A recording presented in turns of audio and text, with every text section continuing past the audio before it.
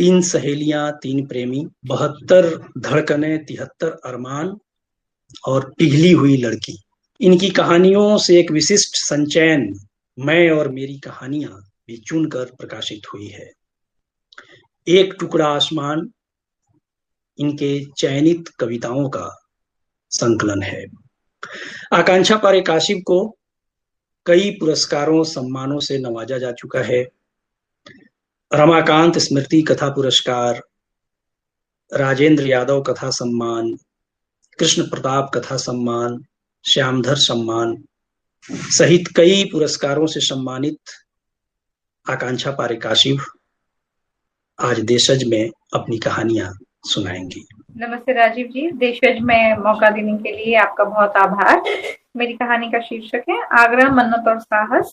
ये अभी किसी संग्रह में संकलित नहीं है, ये हाल ही में मैंने लिखी है, एक नई कहानी है। थोड़ा सा थ्रिलर की तरह लिखने का एक प्रयास था। आगरा, मन्नत और साहस। बचपन में दादी कहानी सुनाया करती थी।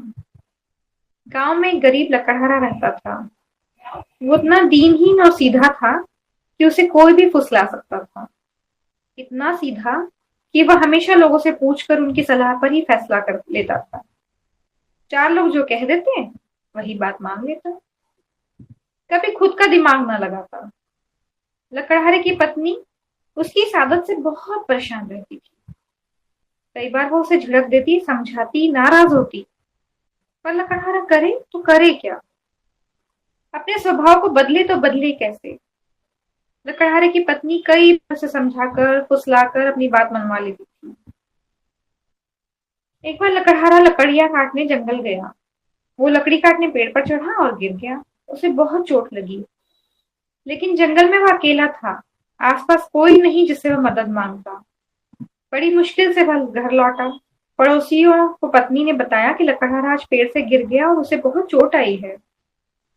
पड़ोसी तुरंत मिजाज कुर्सी के लिए इकट्ठे हुए। लकड़हारे को वाकई दर्द था। एक ने पूछा, भाई कहाँ लगी? लकड़हारा कुछ जवाब देता, उससे पहले दूसरे ने सवाल जड़ा, पैर टूट गया है क्या? लकड़हारे ने उसकी तरफ देखा, तभी तीसरा बोल उठा, मुझे तो लगता है कमर में लगी है, तभी ठीक से खड़ा नहीं हो पा रहा है। इतनी भीड़ और सवाल से लकड़हारा इतना घबराया कि बस इतना ही बोल पड़ा, जहां चार लोग बोल दे वहीं मान लूंगा चोट कहाँ लगी है। यह सुनकर बीवी एकदम खफा हो गई, लेकिन दो लोग अड़ गए कि नहीं, इसका पैर टूटा है, जबकि दो आगे आए और उसकी कोहनी की चोट पर शर्त लगाने लगे। इसके बाद बहस छिड़ गई और धीरे धीरे लड़ाई में तब्दील हो गई। लकड़हारे की पत्नी ने कमान अपने हाथ में ली और तय किया कि लकड़हारे को कमर में नहीं, घुटने में और सिर में लगी है। इसके बाद जो भी पूछता लकड़हारा उसे यही बताता, लेकिन अकेले में अपने कंधे की मालिश भी कर लिया करता था। उसके बाद हमेशा के लिए पत्नी ने कमान संभाल ली और लकड़हारा भी उसी की बात मानने लगा। ये कहानी सुनकर हम लोग खूब हंसते थे। फिर जैसे जैसे हम बड़े होते गए, मुझे ये लगने लगा कि ये कहानी मैंने इतनी बार सुनी है कि वह लकड़हारा मेरे अंदर समा गया है। मैं वो लकड़हारा बन गई हूँ। कहानी से निकलकर असली पात्र में तब्दील होता लकड़हारा, जिसके आसपास से भी साहस नाम की चिड़िया नहीं गुजरी। जो साहसी ही नहीं, उसे दुस्साहस की आशा करना व्यर्थ है। मैं अपने फैसले के लिए दूसरों पर निर्भर रहने लगी, बिल्कुल लकड़हारे की तरह। आप समझ रहे हैं ना मैं क्या कह रही हूँ? मैं कह रही हूँ कि मैं, यानी एक जीती जागती नए जमाने की लड़की, वह साहसी नहीं है और अपने फैसले नहीं ले सकती। ऐसा मुझे कैसे पता चला? पहली बार तो जब ग्रेजुएशन पूरा होते ही माँ ने एक लड़के से मिलवाया। लड़का जब घर से चला गया तो माँ ने कहा, देखो मना मत करना, बिना बाप की लड़की हो, तुम्हारी शादी करूं तो चिंता से मुक्त हो जाऊं। लड़का खाता कमाता है, लड़की को जीवन में और क्या चाहिए? हाँ, लड़की को जीवन में और क्या चाहिए? लकड़हारे ने कहा, ठीक है, 2 वक्त के खाने और 2 जोड़ी कपड़े से ज्यादा जीवन में चाहिए भी क्या? अंदर बैठा लकड़हारा कुछ कहना ही चाहता था कि उसके पहले उसकी पत्नी चली आई, दंदनाती, गुस्से में लाल। लकड़हारा उसे चुप कराए से पहले लकड़हारे की पत्नी माँ से बोल पड़ी, ऐसे कैसे नहीं चाहिए? खाने से ज्यादा और कपड़े से ज्यादा। बाहर न बारिश, न आंधी, न तूफान, सामान्य मौसम, साफ आसमान, रुकी हुई हवा और ठहरी हुई माँ की निगाहें। निगाहों में बस एक ही प्रश्न, ये हिम्मत। लेकिन लकड़हारे की पत्नी थी कि हार मानने को तैयार नहीं थी। अंदर बैठकर वह हर बार उकसाती और हर रिश्ते के लिए मना कर देती। लकड़हारे की पत्नी जीती, इसका मतलब यह नहीं था कि लकड़हारा हार गया था। इसका मतलब था लकड़हारा कुछ देर के लिए शांत बैठ गया था। इस बार उसने पत्नी को जीत जाने दिया। आखिरकार थककर दूसरा खाता कमाता खोजा गया। लेकिन तब 5 सालों में अच्छे और खाते कमाते लड़के ने माँ से तरह तरह की चीजें मांगी तो मांग और आपूर्ति का नियम गड़बड़ा गया। वे लोग एक जीती जागती लड़की को सिर्फ इसलिए छोड़ गए क्योंकि उसके माथे पर बिका हुआ माल वापस नहीं होगा, जैसा कुछ नहीं लिखा था। चिंता मुक्त 5 साल फिर से चिंतन में तब्दील हो गए। उन लोगों ने मेरे इतने ऐब गिना दिए कि कोई नहीं बोल पाया कि फैशन के इस दौर में गारंटी की इच्छा न करें। मेरे ऐब के बारे में लोगों की राय अलग अलग थी, इसलिए मैं तय नहीं कर पाई कि चिंता के रूप में दोबारा घर में आना ठीक था या वहीं से चिता के रास्ते ज्यादा निकल जाना ज्यादा ठीक रहता। घर वापसी का असर ये हुआ कि लकड़हारे ने स्थायी रूप से कब्जा कर लिया और उसकी पत्नी कहीं कोने में दफन हो गई। माँ ने भाग दौड़कर एक दफ्तर में बतौर डेटा एंट्री ऑपरेटर मेरी नौकरी लगवा दी। दफ्तर में विभाग के तीनों वरिष्ठ अपने हिस्से का काम मुझ पर छोड़कर चले जाते, लेकिन स्थायी रूप से गहरे बैठा हुआ लकड़हारा मुंह से आवाज भी ना निकलने देता। मैंने बताया ना कि मैं साहसी नहीं हूँ, और आप तो जानते ही हैं, विरोध साहस से ही पैदा होता है।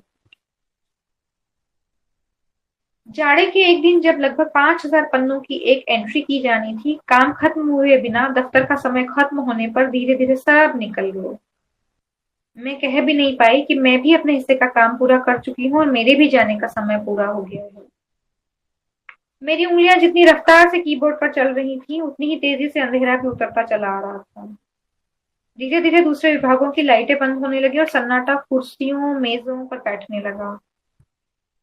रोशनी के नाम पर मेरे क्यूबिकल की एक ट्यूबलाइट और कंप्यूटर की नीली रोशनी रह गई। आवाज के नाम पर बस कीबोर्ड की खटखट। धीरे धीरे बाहर गाड़ियों की आवाजें आनी भी कम हो गईं। कीबोर्ड की खटखट के बीच सैंडल की खटखट ने ले ली। बहुत शोर के साथ दरवाजा खुला और फिर बंद हो गया।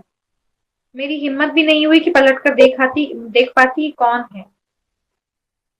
दूर कहीं से पानी टपकने की आवाज आने लगी। थोड़ी देर पहले तो मैंने ये आवाज नहीं सुनी थी, या फिर हो सकता है मैंने बेध्यानी में इसे नहीं सुना हो। नल की आवाज तेज होती जा रही थी। हालांकि वॉशरूम थोड़ी दूरी पर था, लेकिन वहां जरूर कोई था। मैंने कंप्यूटर स्क्रीन पर नजर डाली। रात के 9 बज रहे थे। कुछ देर मेरी उंगलियां ठहर गईं। मैं दोबारा मुड़ी तो थोड़ी दूर पर बने स्नेहा के क्यूबिकल का फोन बजने लगा। स्नेहा मेरे विभाग की हेड। सन्नाटे में फोन की आवाज ने मेरी रही सही हिम्मत भी तोड़ दी। मैंने कंप्यूटर बंद कर घर जाने का फैसला किया। भले ही मेरी नौकरी 2 महीने पुरानी थी और शायद कल जा भी सकती थी। मैं संभल कर कुर्सी पर बैठी थी और कंप्यूटर बंद करने के लिए मुड़ी ही थी कि फिर से खटखट की आवाज आने लगी। अब वो आवाज करीब और करीब आती जा रही। मेरी रही सही हिम्मत ने भी जवाब दे दिया। खटखट ठीक मेरे पीछे बंद हुई और किसी ने मेरे कंधे पर हाथ रख दिया। मैं पूरी ताकत से चीख दी। मेरी चीख खत्म होने के बाद उन्होंने मुझे डपटा। तब तक उस मंजिल का गार्ड भी अंदर आ चुका था। उनके कहने का आशय ये था कि मैं निरी बेवकूफ हूँ जो इतनी अकेली रात को दफ्तर में बैठी हूँ। अकेले रहने पर कुछ भी हो सकता है। इस तरह अकेले बैठना मूर्खता के सिवाय कुछ नहीं। मुझे स्नेहा को बताना चाहिए था कि इतना काम अकेला एक व्यक्ति नहीं कर सकता। वो मुझे अपने साथ उठाकर नीचे ले गई, अपनी स्कूटी पर बैठाया और फिर पूछा कि वो मुझे कहाँ तक छोड़ सकती हैं। उन्होंने मुझे बताया कि वह निकल रही थी तो उन्होंने मेरे क्यूबिकल की लाइट जलती हुई देखी। उन्हें लगा कि मेरे डिपार्टमेंट में और भी लोग होंगे, लेकिन गार्ड से पता चला कि मेरे डिपार्टमेंट में सिर्फ मैं ही बची हूँ। उन्होंने स्नेहा मैम के एक्सटेंशन में फोन लगाया और दोबारा मुझे देखने ऊपर आई। अगले दिन सुबह मेरे कुछ भी कहे बिना वो खुद मेरे पास आकर खड़ी हो गई। मेरी उंगलियां कुछ ज्यादा ही तेजी से कीबोर्ड को पीट रही थीं। इतनी तेजी से कि उन्हें देखने के बाद भी थमने में कुछ वक्त लगा। काम अब भी बहुत था। उन्होंने स्नेहा को मेरे क्यूबिकल में ही बुला लिया। उनकी बातचीत से लगा शायद वो उनसे अच्छे से परिचित हैं। वो कल रात के बारे में बोले जा रही थी। नेहा मैम सुन रही थी और आसपास के बहुत से लोग इकट्ठे हो गए थे। भीड़ इकट्ठा होकर पूछने लगी कि मुझे किसने कहा था इतनी रात अकेले रुकने को। भीड़ जानना चाहती थी कि मैं अकेले रुकने का विक्टिम कार्ड क्यों खेल रही हूँ। लकड़हारा इंतजार कर रहा था कि जो कारण चार लोग कह दें वही मान लिया जाएगा। लेकिन चार लोग तो एकमत होने के बजाय दोषारोपण कर रहे थे। तभी मैंने देखा सालों पहले दफन हो गई लकड़हारे की पत्नी फिर से अदृश्य दृश्य में शामिल हो गई है। लेकिन इस बार वो मेरे अंदर से नहीं बोल रही थी। उसकी पत्नी खटखट की आवाज करने वाली सैंडल पहनने वाली मैडम के अंदर आ गई थी। लकड़हारे की पत्नी ने सबको डपटा और लकड़हारे का पक्ष लिया। उसने बीती रात की पूरी कहानी सुनाकर सबको चुप कर दिया।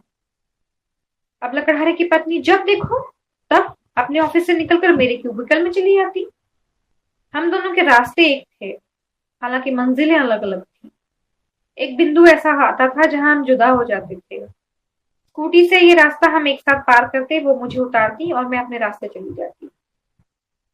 पता नहीं कैसे एक दिन मैंने कह दिया माँ बीमार है।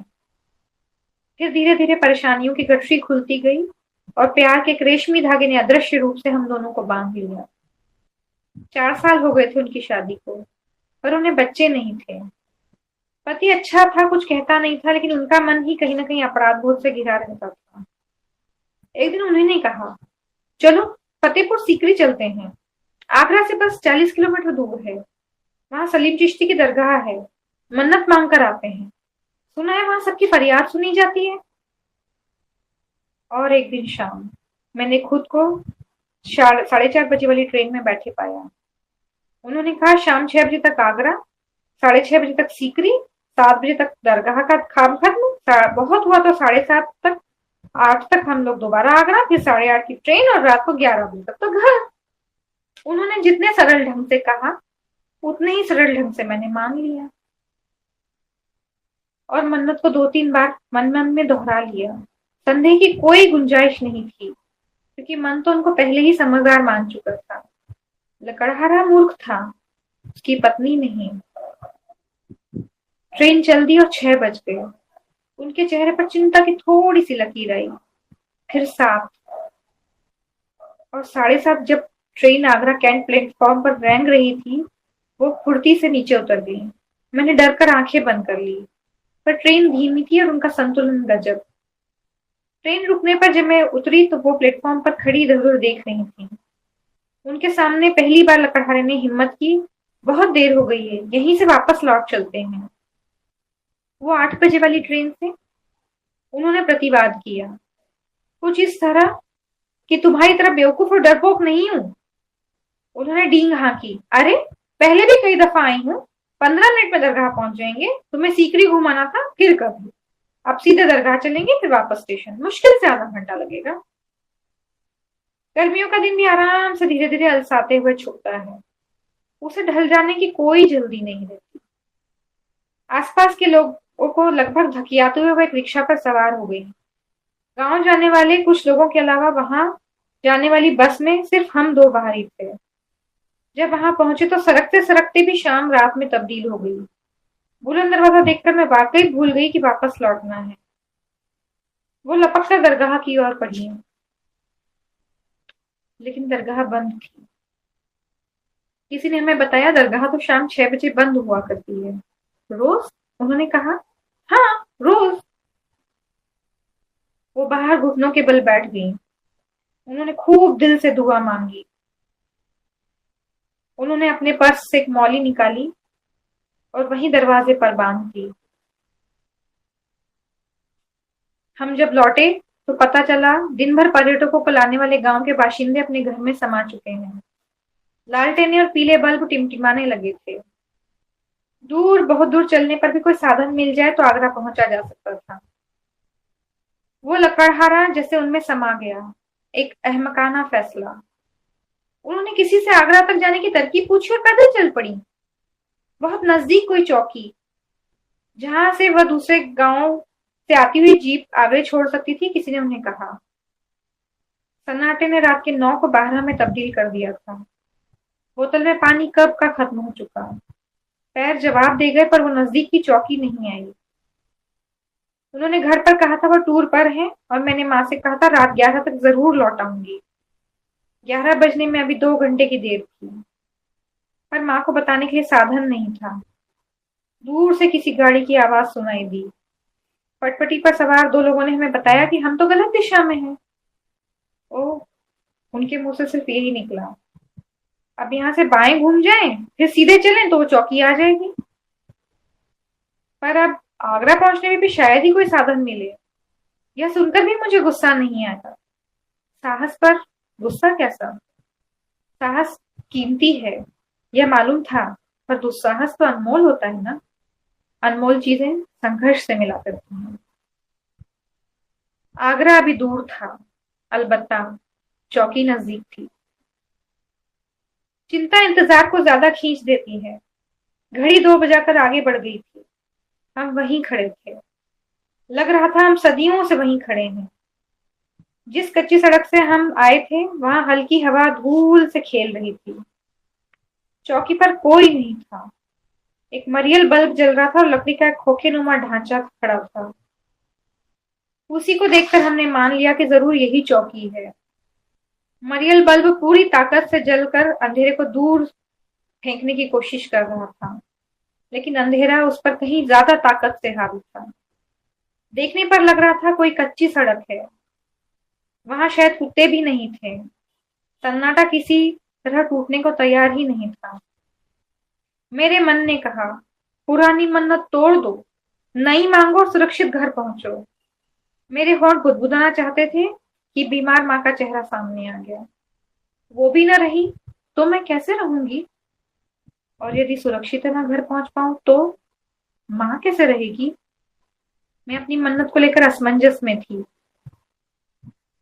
जैसे मेरे मन की बात उनके मन ने सुन ली। उन्होंने बुदबुदाया, बच्चे के लिए फिर आऊंगी, अभी घर पहुंचा दे मौला। उनकी नजरें कच्ची सड़क पर टकटकी बांधी हुई थी, जैसे नजरों के सम्मोहन से ही वो जीप बुलवा लेंगी।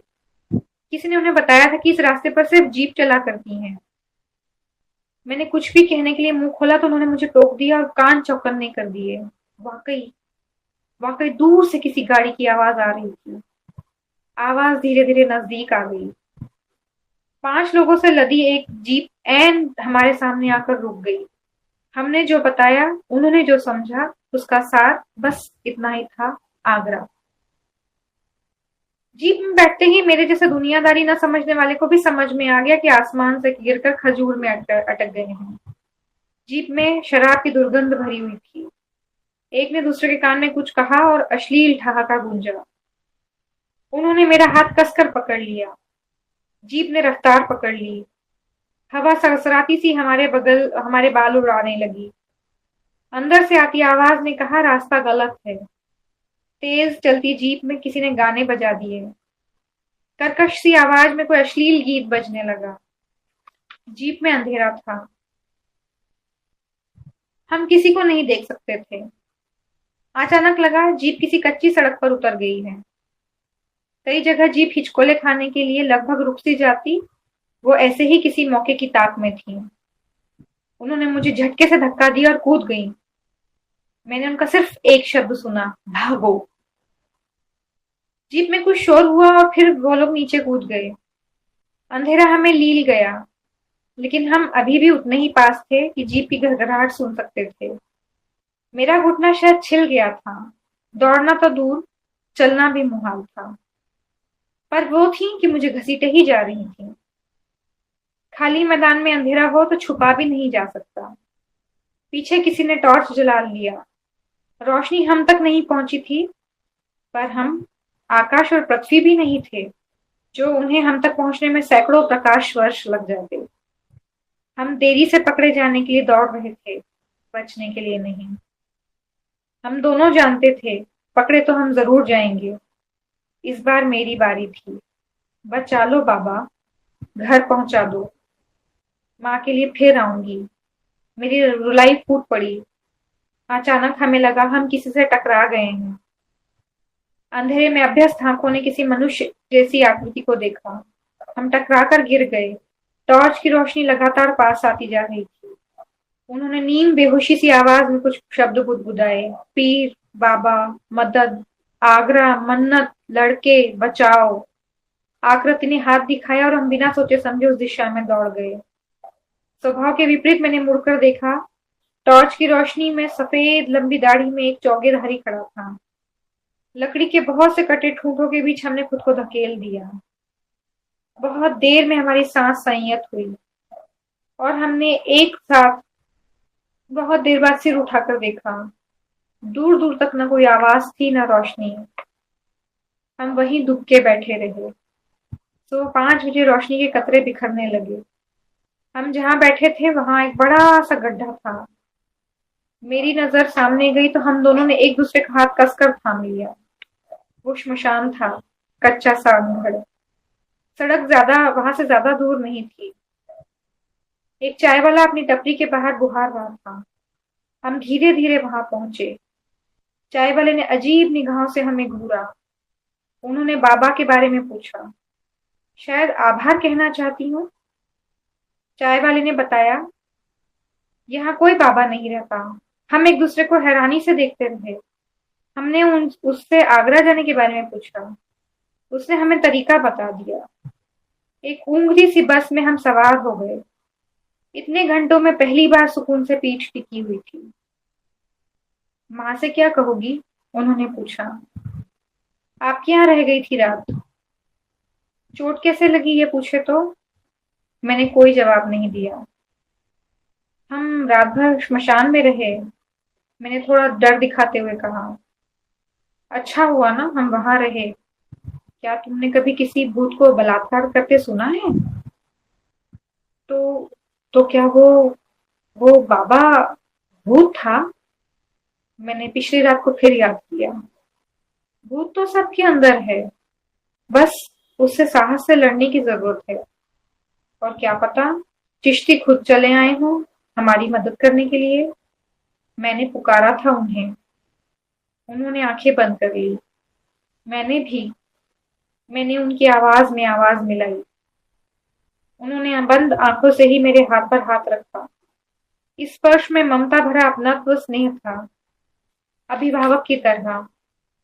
उन्होंने कहा, हर मन्नत का वक्त होता है। लगता है हमारी वाली का भी वक्त नहीं आया। मैं दोबारा आऊंगी, मैंने जोर से कहा, शायद दृढ़ता से। उन्होंने आंखें खोली और चौंक कर मेरी तरफ देखा। मैंने जैसे ही कहा दोबारा, अंदर बैठा लकड़हारा अट्टहास करने लगा। मैंने फिर दृढ़ता से कहा, हाँ दोबारा। लकड़हारा फिर हंसा। उससे पहले वो फिर हंसता। मैंने उसका हाथ पकड़ा और चलती बस से बाहर धकेल दिया। बहुत बहुत शुक्रिया आकांक्षा जी, आपने देशज के लिए कहानी सुनाई अपनी। मुझे पूरी उम्मीद है कि देशज के श्रोता और दर्शक आपकी कहानी पसंद करेंगे। मुझे आकांक्षा जी की कहानियों के श्रोताओं और दर्शकों से आग्रह है, वे अपनी राय, अपनी टिप्पणी, अपना कमेंट हमें लिखकर भेजें। हमें इंतजार होगा। आपका एक बार फिर बहुत शुक्रिया। बहुत धन्यवाद। देशज का धन्यवाद कि आपने मुझे। नमस्ते।